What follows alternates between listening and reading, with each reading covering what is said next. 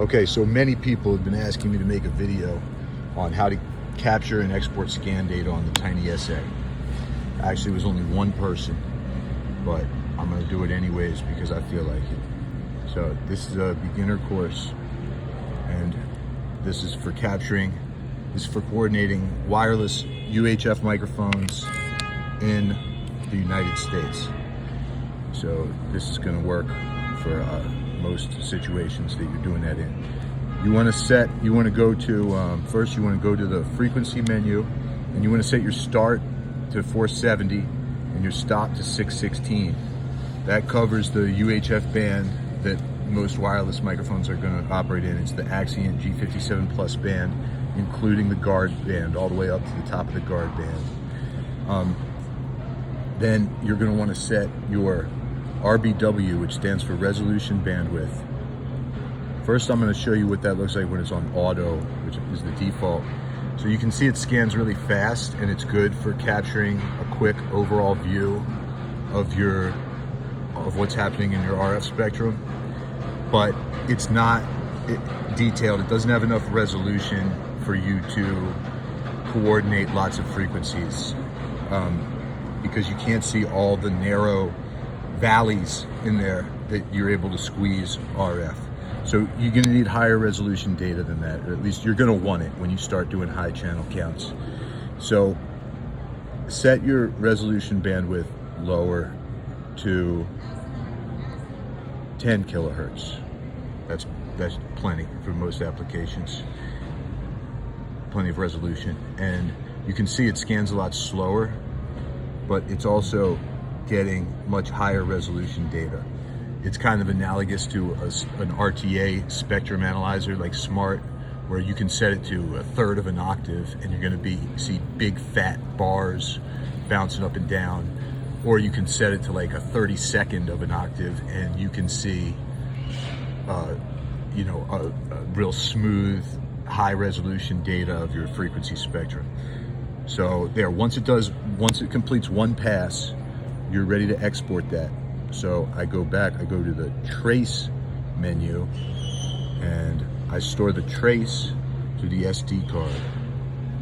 Okay, we're gonna call it something. I'm gonna call it 5 because I think I used 1 through 4. So okay, 5, saving, and it's saved to that mini SD right there. Now we're gonna go back to the laptop and import it.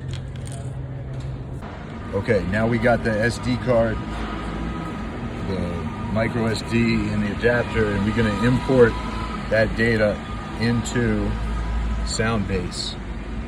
So we go here to upload scan file. You're going to upload it directly from the SD card. What was the one we made? We called it 5. Okay. So we're gonna import 5. Don't click any of this. Preview and upload. There's your preview. We'll rename the file in Soundbase. We'll call it Tiny SA Test. Confirm and upload.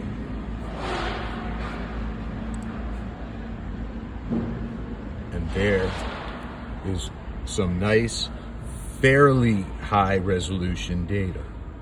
You can see the data density 0.07. So it's a beginner, this is a starting point. This is going to give you, if you pull up this scan file, it's going to give you something that looks like this, and you're going to be able to, if you're doing a dozen, even 2 dozen channels of ULXD, of digital wireless in a ballroom, this is going to be plenty of resolution for you to squeeze those in.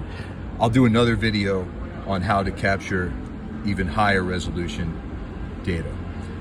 It's important to note that just because we did a 15 kilohertz, or what did we do, 10 kilohertz resolution bandwidth on our on our Tiny SA, that does not mean that you are getting all those data points on export. There's export limitations for how many data points it will spit out on the CSV file onto the SD card.